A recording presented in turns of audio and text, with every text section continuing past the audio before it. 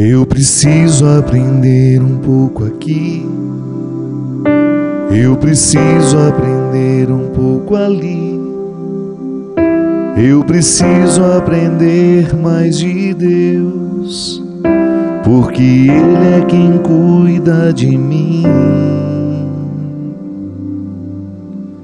Se uma porta se fecha aqui, outras portas se abrem ali.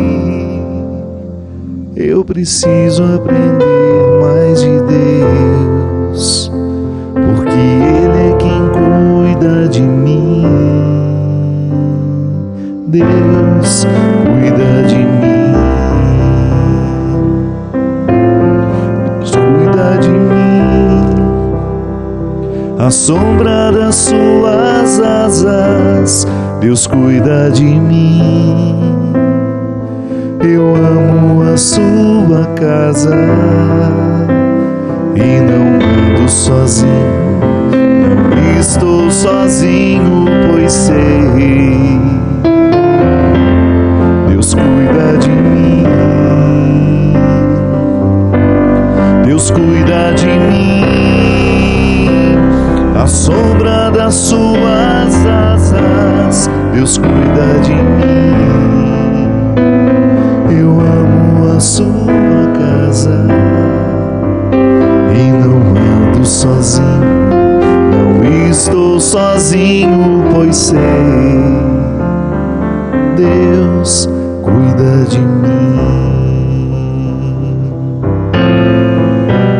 Eu preciso aprender um pouco aqui, eu preciso aprender um pouco ali, eu preciso aprender mais de Deus, porque Ele é quem cuida de mim. Se uma porta se fecha aqui, outras portas se abrem ali. Eu preciso aprender mais de Deus, porque Ele é quem cuida de mim. Deus cuida de mim,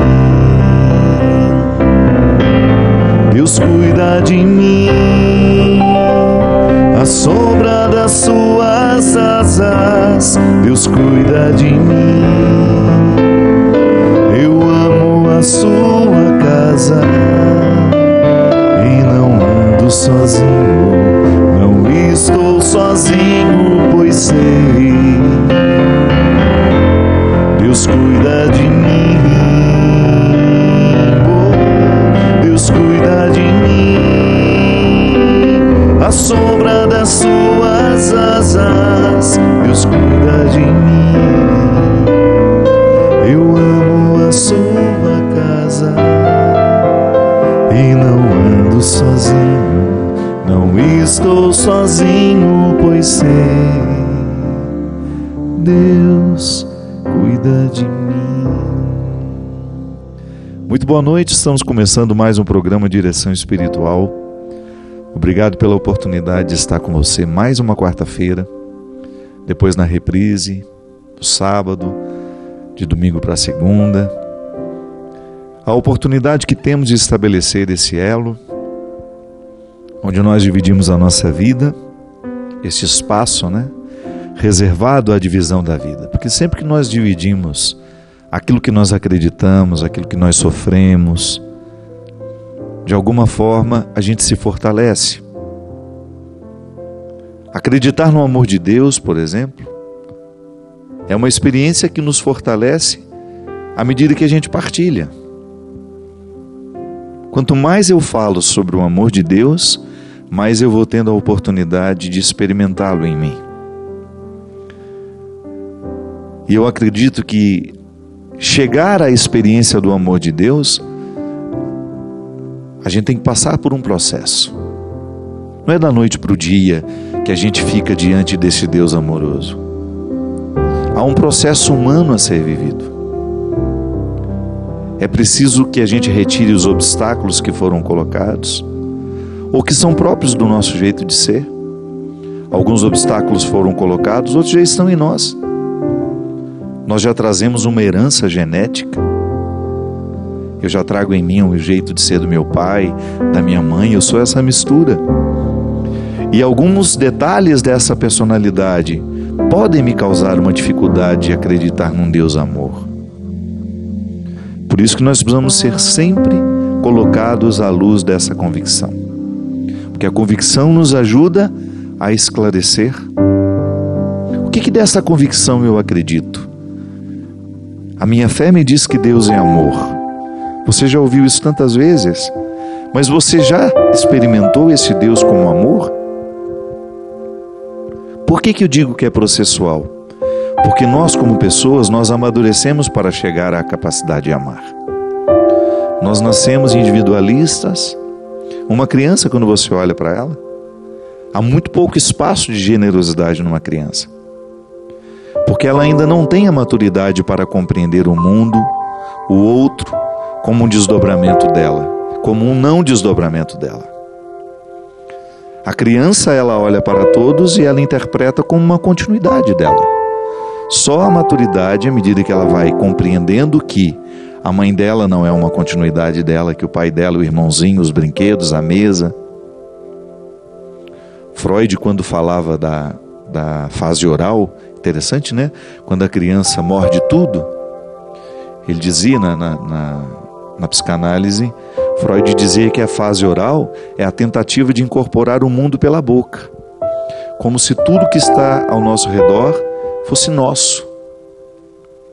É interessante isso. Você pode não concordar com alguns aspectos da teoria dele, eu também não.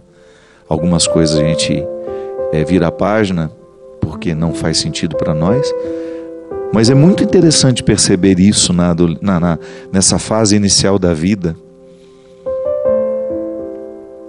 Quando eu olho para uma criança, eu estou vendo um poço de egoísmo. Por quê? Mas não é porque ela está errando, não. Ela está amadurecendo. É por isso que a criança, quando não é orientada para sair deste egoísmo, ela passa uma vida inteira egoísta sem perceber que está sendo. Porque ela não teve a oportunidade de ser educada para a partilha. Claro, volto a dizer, algumas crianças já nascem mais generosas, trouxeram uma herança genética que favorece, mas também elas precisam aprender o valor da generosidade. Por que uma criança é egoísta? Porque faz parte do nosso processo nessa primeira infância,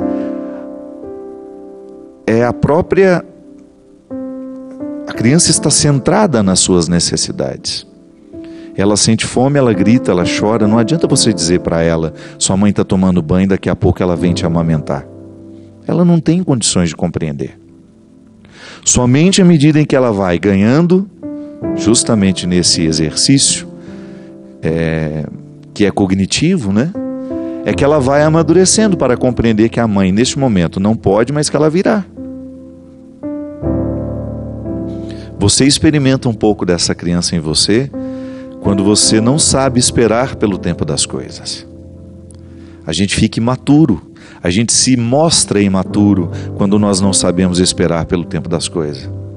Eu quero tudo aqui e agora. Isso é típico da criança, que ainda não compreendeu que nem tudo vai ser de acordo com a nossa vontade. Então, para se chegar à compreensão do amor, tem de se passar necessariamente por esse processo. Eu gosto muito da teoria de Piaget, que foi aplicada à educação. Piaget nem psicólogo era um biólogo. O primeiro objetivo dos seus estudos não era falar de psicologia.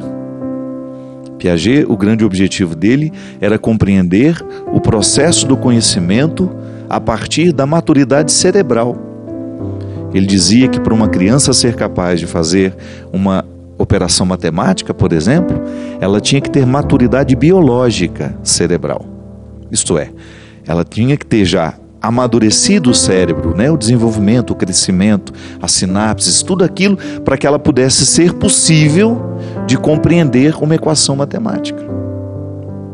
E quando Piaget estava falando, estudando, pesquisando sobre esse desenvolvimento da criança, ele entrou dentro de um aspecto muito interessante, que é o desenvolvimento do juízo moral.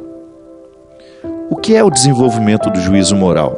É a capacidade que uma criança vai tendo de, aos poucos, compreender o certo e o errado, sabendo diferenciar o certo do errado. Mas para isso é preciso maturidade. Da mesma forma como eu precisei ter maturidade para fazer uma equação matemática, ou para compreender uma regra mais difícil, eu precisei amadurecer biologicamente para ser capaz daquele raciocínio. Eu também preciso amadurecer emocionalmente e também cognitivamente para que eu seja capaz de distinguir o certo do errado. Então, na primeira fase, Piaget diz que nós passamos pela anomia. É a primeira coisa que nós experimentamos na vida. Eu não tenho regras. A criança não é capaz de compreender regras. Depois ela passa pela heteronomia. A heteronomia é quando você vê a regra no outro. E você acaba vivendo a mesma coisa porque você imita. Então eu gosto do meu pai, o meu pai tem um comportamento a partir de regras, então eu tenho também, mas não é porque é um valor para mim. É porque eu sou alguém que imita. Depois nós chegamos à autonomia, que é quando a regra vem morar dentro de nós. Assimilamos o valor. Eu não obedeço porque estou vendo alguém obedecer. Eu não obedeço porque estou sendo vigiado. Eu obedeço porque compreendo aquilo como um valor. E Piaget dizia que não adianta você explicar isso para a criança de forma muito racional. Não, era a partir de experiências lúdicas. Isto é, a partir de brincadeiras. Brincando é que uma criança vai desenvolvendo o seu juízo moral. Por isso que a brincadeira é tão importante dentro do método construtivista de educação. A partir das regras do jogo, por exemplo. Crianças que jogam e que vão compreendendo a vida a partir das regras do jogo que joga. Interessante isso, porque você pode pensar também esse amadurecimento de compreender o amor de Deus da mesma forma como Piaget compreendeu o desenvolvimento do juízo moral. Num primeiro momento, eu não tenho nenhuma condição de compreender esse amor. Não estou preparado para isso. Não tenho maturidade o suficiente, porque eu preciso raciocinar para compreender isso. Então, se eu não tenho essa capacidade cognitiva, vai ser difícil. Não adianta você chegar para uma criança que não entende o que você está falando e você falar do amor de Deus para ela. Depois a gente até compreende porque nós estamos vendo o outro fazer. De repente nós temos um pai religioso, uma mãe religiosa, aí a gente começa a observar os frutos daquela religiosidade na vida daquela pessoa, não com essa lucidez que eu estou dizendo agora, né? Nós aqui estamos já fazendo uma linguagem mais elaborada, mas a criança não. Ela vai olhando para os pais e vai compreendendo. Minha mãe, quando vai à missa, volta melhor, volta mais feliz. Ou a religião faz bem à minha mãe. Quero também isso para mim. Até o momento em que ela descobre por ela mesma que vale a pena viver aquela experiência. É preciso muita maturidade para a gente compreender o amor de Deus como Ele é. Para chegar ao amor de Deus, eu precisei passar pela heteronomia, que é quando eu olho para o que o outro está vivendo e eu quero viver também e eu imito. Mas ainda não é chegar à experiência. Ainda não é fazer a experiência. Isso é uma sala que antecede e que nós vamos aos poucos desbravando. É interessante compreender como eu precisei passar por um Deus justiceiro. Vai raciocinando comigo. Quantas vezes eu me coloquei diante de um Deus que fazia justiça de acordo com a minha vontade. Então eu acreditava num Deus à minha imagem e semelhança, e não o contrário. Então eu projetava para Deus tudo aquilo que eu achava que era o certo. Então, se eu considero uma determinada realidade justa, eu vou fazer uma leitura deste Deus também a partir de mim. Então Deus faz justiça, Deus separa este daquele, Deus manda matar. Como outro dia eu estava vendo um líder religioso dizendo, né, de que a mão de Deus estava pesando sobre uma pessoa com a doença. É no mínimo desconcertante para a gente que nós que acreditamos na gratuidade do amor de Deus, né, que uma doença pode ser uma vingança divina. Não, nós já somos filhos do Novo Testamento. Nós já somos filhos de um Deus que não admite, ou melhor, que nem comporta um Deus vingativo. Nós já estamos sob a luz de um novo tempo. A hermenêutica que nós usamos para chegar até o coração de Deus é o coração de Jesus. Jesus é a hermenêutica do Pai. Se nós quisermos chegar à interpretação deste Deus, nós precisamos passar pelo Evangelho. E há uma passagem muito bonita aqui no Evangelho de João, que eu acho que é muito propícia para os dias de hoje. É uma passagem que nós já escutamos várias vezes, nós já estamos cansados de ouvir, mas eu acredito que ela seja propícia para esta época em que nós vivemos, tão marcada pelo ódio, pela disputa, pelas separações, nós daqui, vocês de lá, nós evangélicos, vocês católicos, nós ateus, vocês crentes. Nós precisamos de um mundo reconciliado. O nosso discurso precisa ser reconciliador, respeitando o outro lado, respeitando as diferenças dos que não pensam como nós, dos que lutam por questões com as quais nós não concordamos, mas porque somos irmãos, somos humanos e somos filhos deste Evangelho, é obrigação nossa ter uma postura respeitosa até com aquele que está reivindicando o que para nós é uma ofensa. Jesus está dizendo aqui: este é o meu mandamento. Amai-vos uns aos outros assim como eu vos amei. Ninguém tem amor maior do que aquele que dá a vida por seus amigos. Vós sois meus amigos se fizerdes o que eu vos mando. Já não vos chamo servos, porque o servo não sabe o que faz o seu senhor. Eu vos chamo amigos, porque vos dei a conhecer tudo o que ouvi de meu Pai.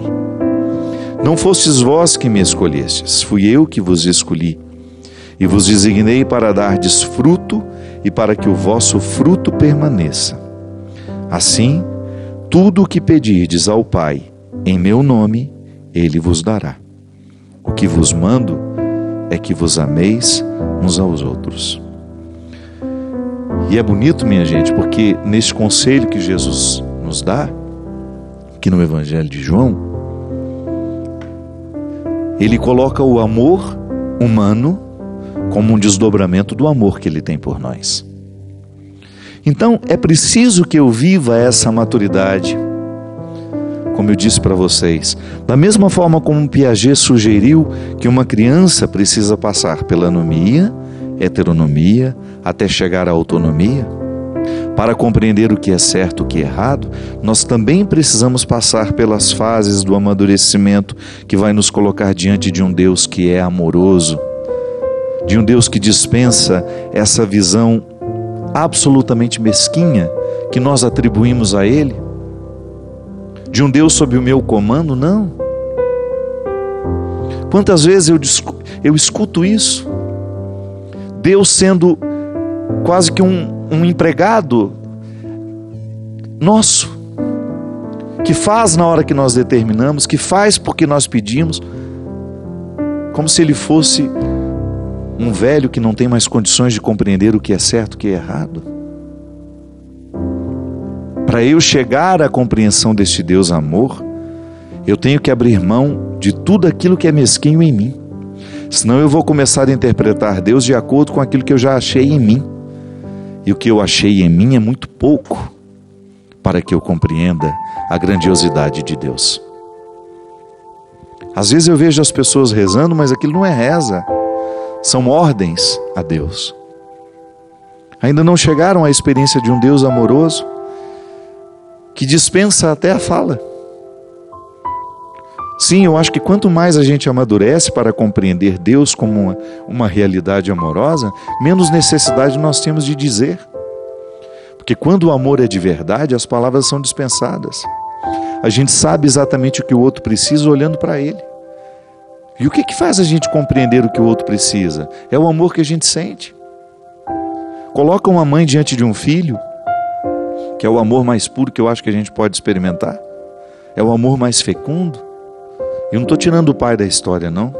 Há pais que também têm essa intensidade com o filho, mas pela própria realidade cultural, a mãe tem uma força muito grande sobre nós, na nossa cultura. Coloca um filho diante da mãe e a mãe sabe ler as necessidades da criança. É impressionante, porque o amor dá essa autoridade. Os amantes, eles não precisam falar muito.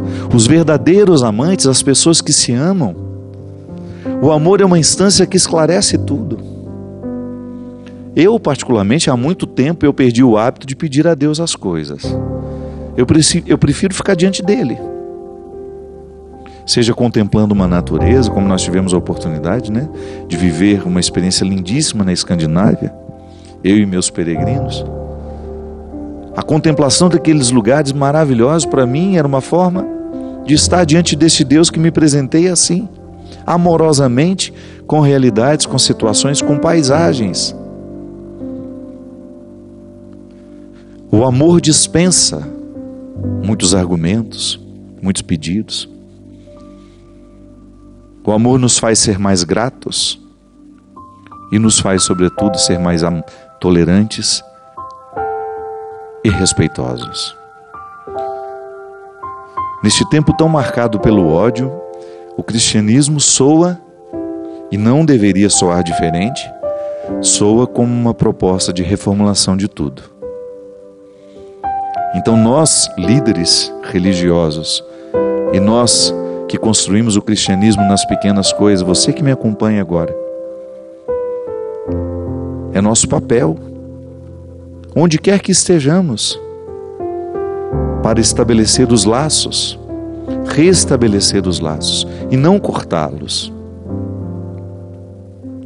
Nós não podemos perder a oportunidade de trazer Jesus ao mundo como ele realmente quis estar. Nós não podemos perder a oportunidade de atualizar essa presença nos nossos dias, justificando o nosso ódio, justificando as nossas intolerâncias, justificando a partir de Deus as nossas mesquinharias, reabilitando o campo de batalha do Antigo Testamento.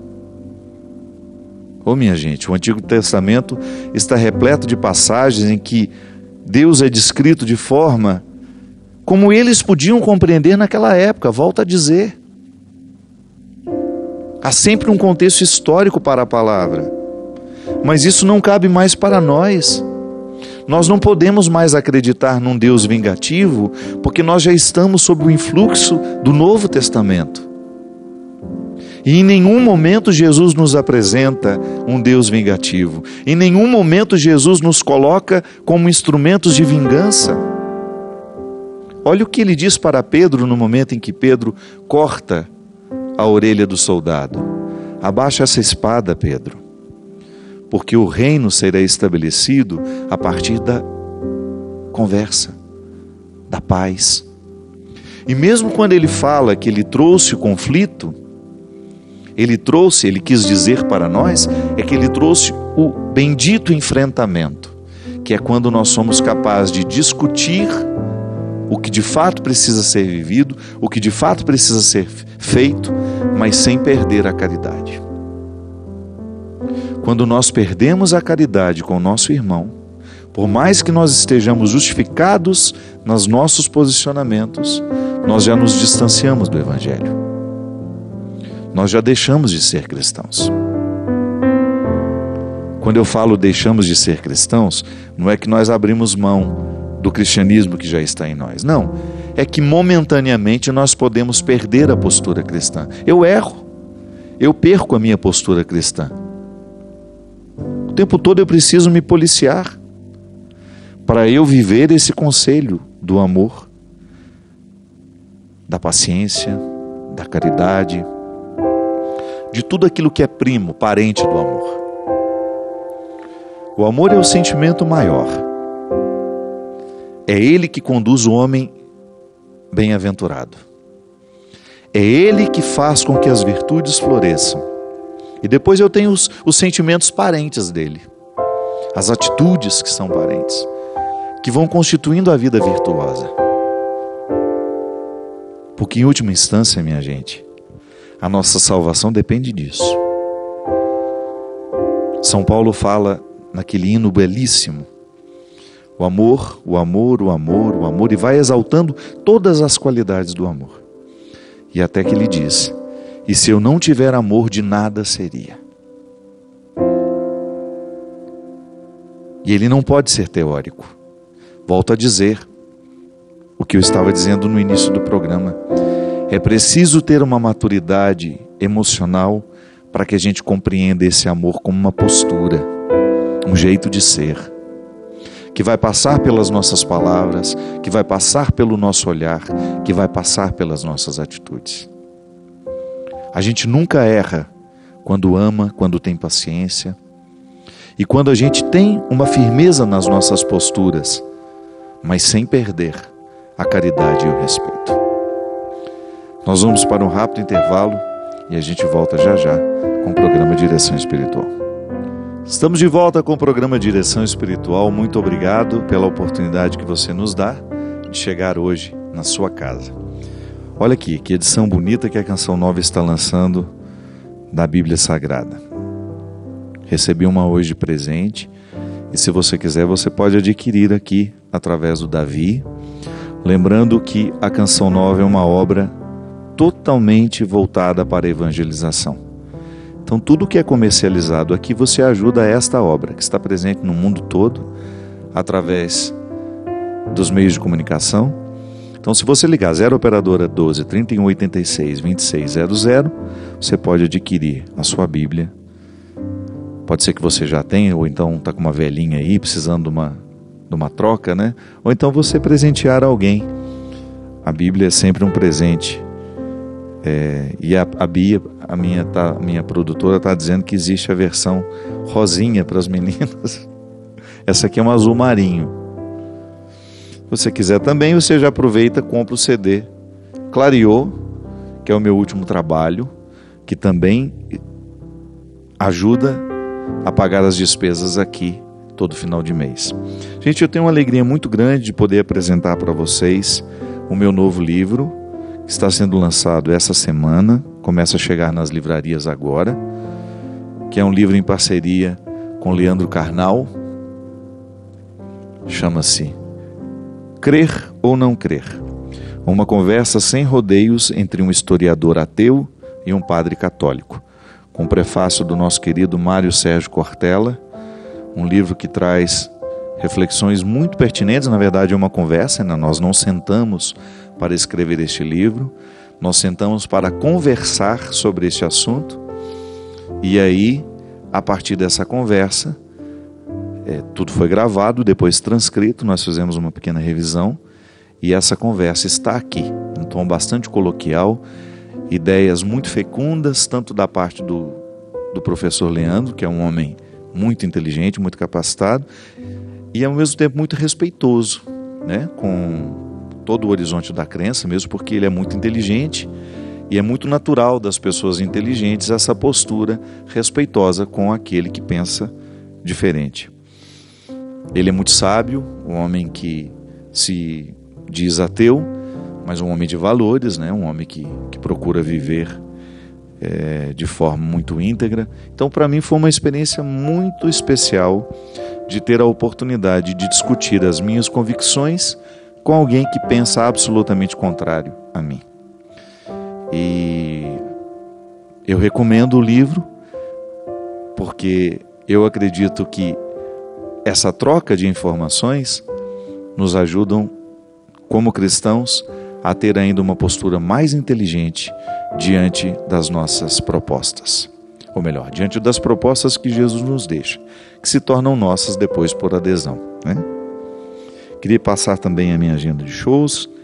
Próximo sábado, agora dia 23, eu estarei no Vivo Rio, aí no Rio de Janeiro, a partir das 21h30. Então, próximo sábado, você que é do Rio de Janeiro, esteja conosco lá no Vivo Rio, por uma noite muito especial com o show A Estrada Sou Eu. No dia 24, eu tenho o prazer de voltar a Rio das Pedras, lá no Espaço Terraço, uma comunidade muito especial. O ano passado, o Dom Arani me pediu para fazer esse show beneficente lá. Eles tinham uma necessidade de construir um elevador lá na comunidade. E quando eu cheguei lá, eu me surpreendi com o calor daquele povo, com aquele acolhimento. Um povo muito simples. E este ano quem ofereceu fui eu. Eu não fui convidado para ir lá não, eu que me ofereci para ir. Portanto que eu gostei de estar lá o ano passado, de poder ajudar. Aí liguei para o Dom Arani, Dom Arani, não está precisando de ajuda de novo lá não? E ele com muito carinho recebeu o nosso oferecimento, né? Então nós estaremos em Rio das Pedras, no Espaço Terraço, lá o show é mais cedo, é às 19h no domingo.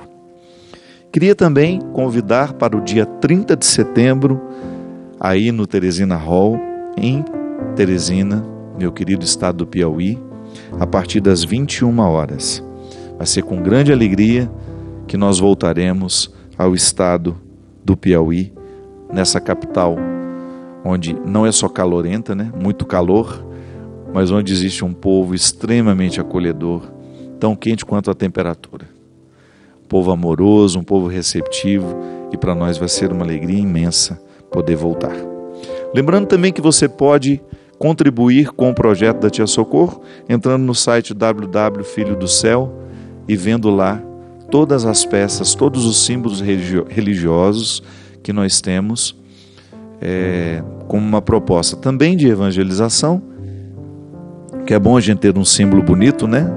Um símbolo de bom gosto, um símbolo religioso que possa expressar um bom gosto, como este anel, que da outra vez nós já mostramos aqui, o anel inacabado, onde a cruz falta um pedacinho, que é o que nós oferecemos a Deus, nesse simbolismo tão simples, mas ao mesmo tempo tão significativo. Está aparecendo aí na tela, minha diretora é eficiente. Hoje, coincidentemente, eu estava escrevendo um texto que eu publiquei no meu Twitter e no meu Instagram, que eu partilho com vocês agora que não tem essas redes sociais. Não precisamos concordar com a forma que o outro escolheu viver para respeitá-lo. O respeito não é concordância. Respeito é verbo de ligação. Postura que reflete o quanto já superamos a ancestralidade tribal, que considerava o outro como uma ameaça. Para conviver com convicções diferentes, não é necessário abrir mão das nossas. Não precisamos ser inimigos só porque não escolhemos seguir juntos. Em última instância, somos todos humanos. Se retiramos as côdeas das diferenças, o que sobra é um cesto existencial com as mesmas necessidades. E é verdade. Boa noite, seu Christian. Tudo bem, meu amigo? Muito obrigado pela sua presença.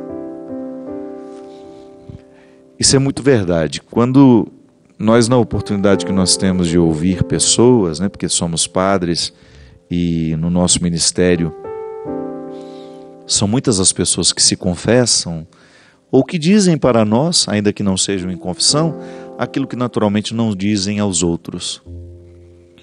Nós ainda representamos muito isso na sociedade e, graças a Deus, espero que essa confiança continue, porque se nós perdermos isso,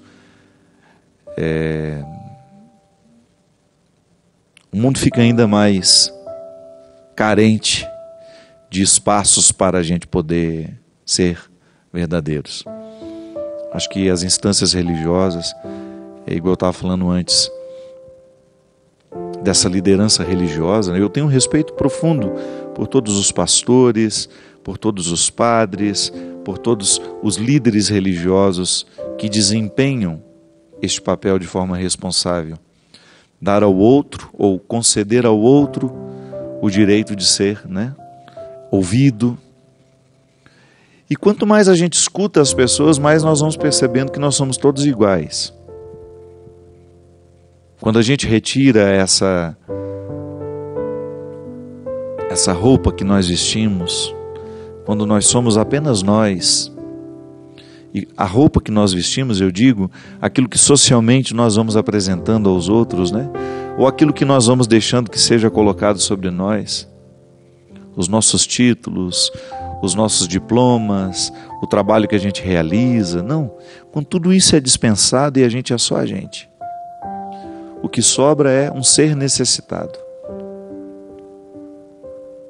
É só isso que sobra.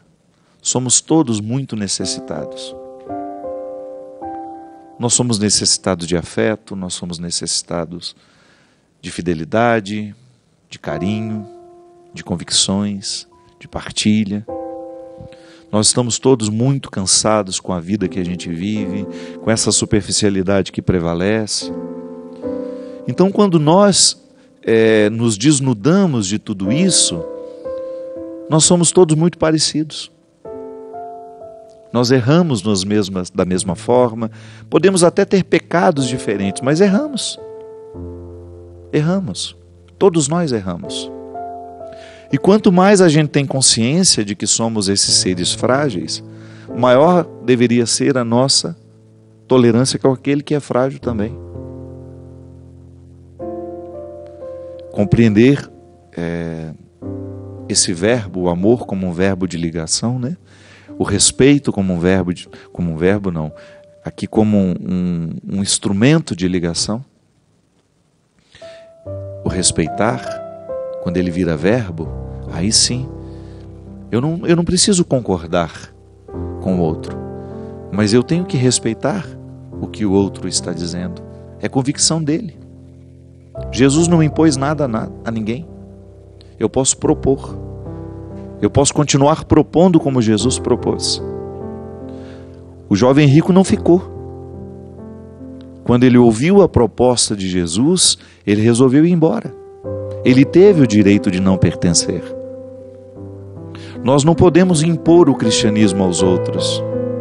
Nós não podemos impor o nosso cristianismo. Nós podemos propor. E quanto mais simpatia nós colocarmos na proposta, maior será a capacidade do outro acreditar no que nós estamos dizendo. Chega de propor um evangelho de maneira antipática, arrogante, como se nós fôssemos os melhores. Não, isso não faz sentido no mundo de hoje. Ainda à tarde conversávamos sobre isso. Essa nova geração que está surgindo, essa nova geração é muito verdadeira. Ela está cada vez mais ávida pela verdade. Então, se nós não soubermos dialogar com essa geração, é possível que daqui a pouco nós tenhamos os nossos templos muito esvaziados. Precisamos falar com esta nova geração de maneira simpática, para que ela possa compreender que aquilo que nós estamos propondo só faz bem. Mas se nós vamos com arrogância, nós nos perdemos pelo caminho. Se nós vamos com imposições, proponha. O outro não é obrigado a aderir. O outro não é obrigado a ter as mesmas convicções que você. O outro não é obrigado a ser católico como você é. A gente propõe. E o nosso catolicismo vai convencer à medida em que ele for autêntico.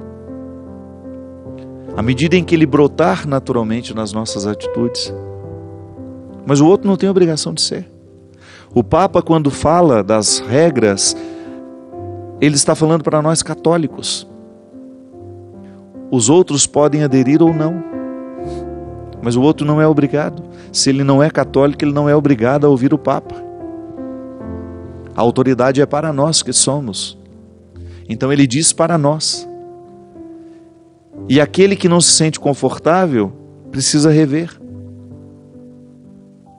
A proposta cristã, quanto mais a gente abranger outras pessoas, melhor, mas essa abrangência, aquele que não é cristão, aquele que não se encontrou dentro do cristianismo, não tem obrigação de viver as nossas normas. O que são regras comuns? Aquelas que foram colocadas pela lei, pelo Estado. Isso é comum a todos nós. Para eu ser cidadão, eu tenho um código de conduta. Eu tenho deveres e obrigações. Eu tenho deveres e direitos. Então ali, dentro das regras que nos foram colocadas, como humanidade, eu sempre gosto de dizer isso. Eu particularmente gosto de me ater às regras cristãs que são para toda a humanidade.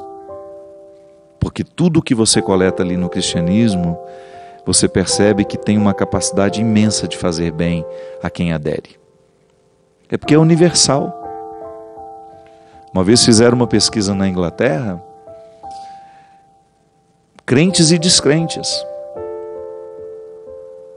colocaram o conteúdo cristão sem dizer, sem repetir o evangelho, apenas regras retiradas, coletadas do evangelho. E o nível de rejeição foi baixíssimo. Era como se disséssemos: olha, tudo isso aqui que está sendo dito é necessário nos dias de hoje. Nós temos hoje a Coreia do Norte ameaçando o resto do mundo a partir da prepotência e da arrogância de um governante. Um megalomaníaco, um garoto, que certamente foi privado de amadurecer como pessoa e de repente tem o poder nas mãos porque herdou do pai, ainda que não fosse preparado para isso. Desumanos no poder, minha gente. Quem dera esse menino tivesse valores que o fizesse compreender o outro como um espaço a ser respeitado.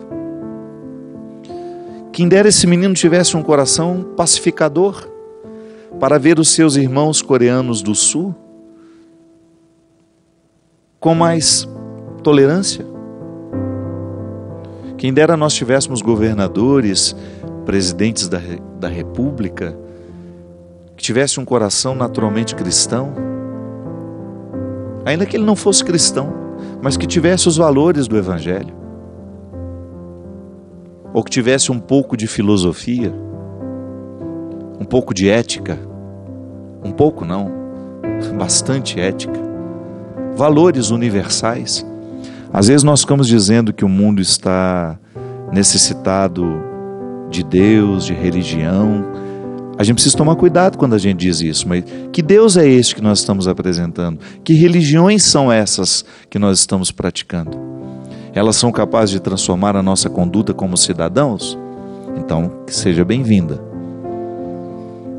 Ou ela é apenas uma instância de manutenção de poderes, de pessoas, de interesses financeiros?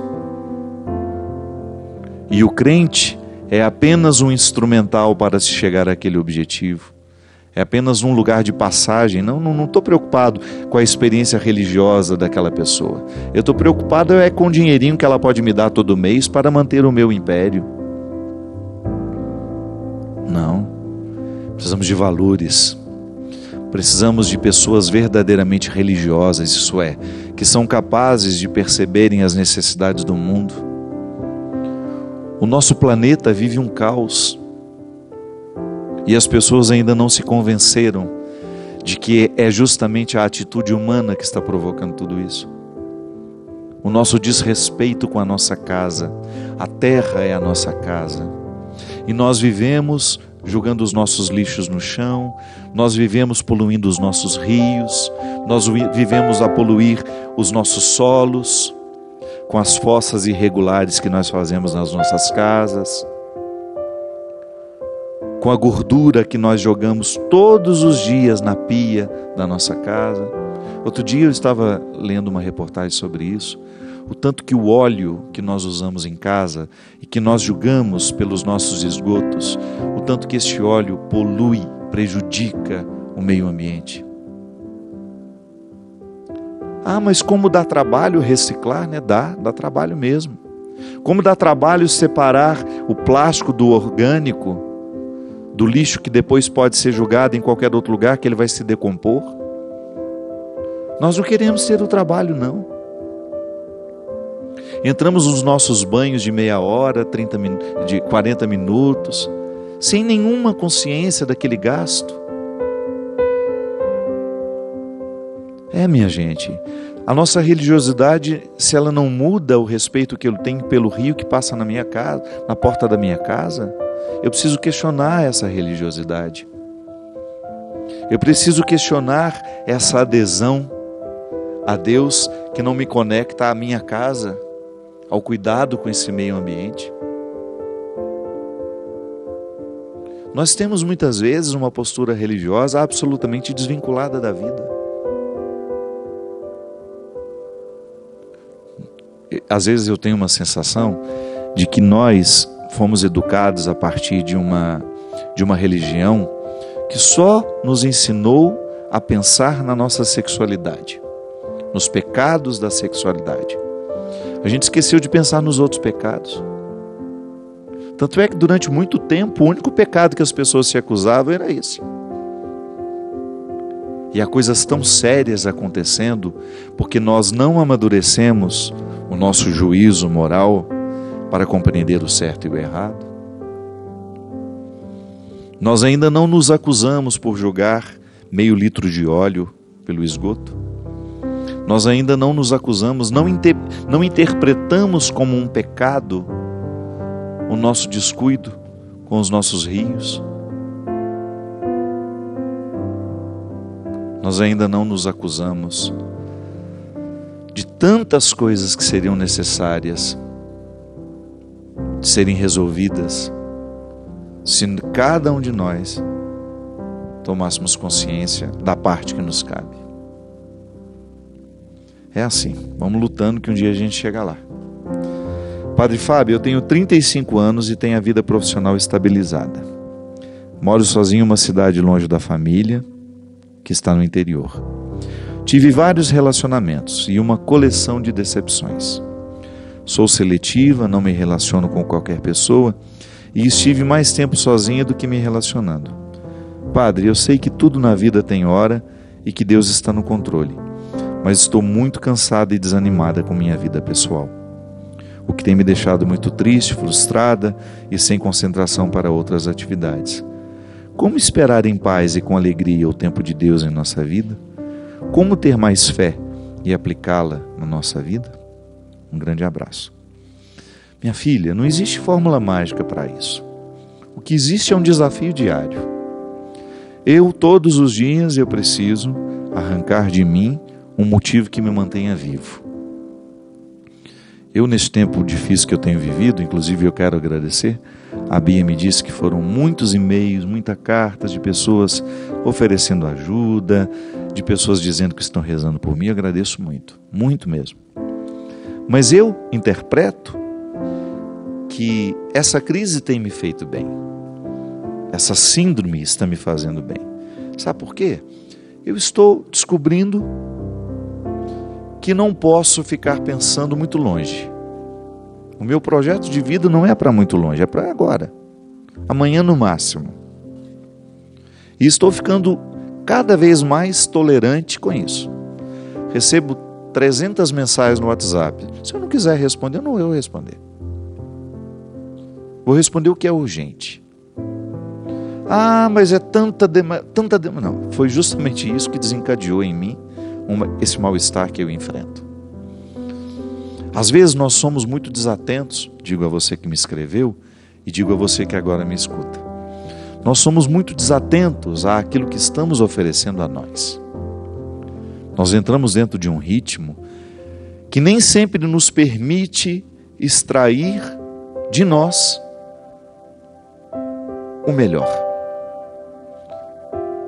Não há uma fórmula mágica para a gente ter fé na vida, não há uma fórmula mágica para a gente poder viver com tranquilidade, com serenidade. O que há é um desafio. E olha, vou dizer, o desafio é para todos nós. Não existe estabilidade. O tempo todo nós estamos numa corda bamba. Não pense você que há estabilidade emocional. Não há. Estamos sempre administrando isso. E a melhor forma de administrar isso é compreendendo a necessidade do momento. O que hoje eu preciso fazer para dar conta da vida? Então, meu compromisso é este. Amanhã o dia vai amanhecer e nós vamos descobrir qual será o de amanhã. Essa ansiedade de querer fazer amanhã o que é matéria, ou melhor, fazer hoje o que é matéria a ser feita amanhã, é que nos mata. Quando nós acordamos no meio da noite e queremos resolver todos os problemas que nós temos, quando na verdade o que a gente precisa fazer naquela hora é só dormir. Nós antecipamos o tempo, nós não sabemos lidar com ele, nós perdemos a perícia de identificar o que nos cabe neste tempo que temos. Então, às vezes, essa ansiedade que você relata, ela é fruto justamente da nossa incapacidade de perceber o momento presente. Fique mais atenta à vida que Deus está lhe dando hoje. Não negligencie a oportunidade que você tem de lhe fazer bem. Desobrigue-se de algumas coisas. Desobrigue-se de dizer, de dar opinião, de o tempo todo estar conectada para dizer isso ou aquilo. Saboreie a vida. Saboreie o instante. Dê-se o direito de parar, de dizer que está cansada. Procure um lazer que realmente descansa. Faça alguma coisa, busque um projeto novo. Isso traz tanto vigor à vida. Volte a estudar, leia um bom livro. Há tantas coisas pequenas. Vá assistir um bom filme, um teatro. Vá dar alimento à sua alma, reze um pouco mais. Faça mais silêncio. Mergulhe neste Deus que é amor. Ah, padre, mas como é que a gente faz isso? Mergulhe dentro de você. Olhe-se. Pode ser que tenha muito tempo que você não tenha lhe dedicado um olhar. O que você está precisando? O que você está precisando? Olhe no espelho e pergunte-se: o que você gostaria que eu fizesse por você? Não o outro. Olhe-se no espelho e pergunte-se o que você gostaria que eu fizesse a você, por você. Porque se tem alguém que pode lhe ajudar, é você mesmo. Se tem alguém que pode lhe reorientar, de fazer descobrir essa resposta que você me pergunta, é você. Pode ser que a palavra do outro nos ajude a olhar para o espelho com mais lucidez. Mas a palavra do outro, se não é amarrada nesse gesto de olhar-se, ela não alcança o nosso coração. E eu desejo do fundo do meu coração, é meu desejo porque é minha busca hoje. Não estou falando para você de uma coisa que eu não busco. Eu estou precisando buscar isso todos os dias. Nunca vivi um momento tão difícil na minha vida como tenho vivido. Cada dia é um desafio, sem perder o bom humor, sem perder a alegria, chorando na hora que precisa chorar e me alegrando com toda a intensidade na hora que eu consigo.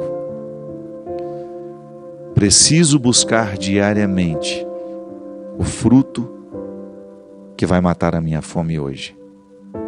E não dá para armazenar. É como maná. Chove hoje, eu colho, cozinho e como. A chuva de amanhã é outra. O maná que vai cair é outro. Não dá para guardar. O maná de hoje é para hoje. O alimento de hoje não serve para amanhã. A busca é diária. Porque a gente começa a morrer é justamente no momento que nós já temos alimento de sobra para a vida toda. Derrame sobre nós a bênção e a proteção do céu, do Deus Todo-Poderoso, Ele que é Pai, Filho e Espírito Santo. Amém. Até a semana que vem, se Deus quiser. Se uma porta se fecha aqui, outras portas se abrem ali. Eu preciso aprender mais de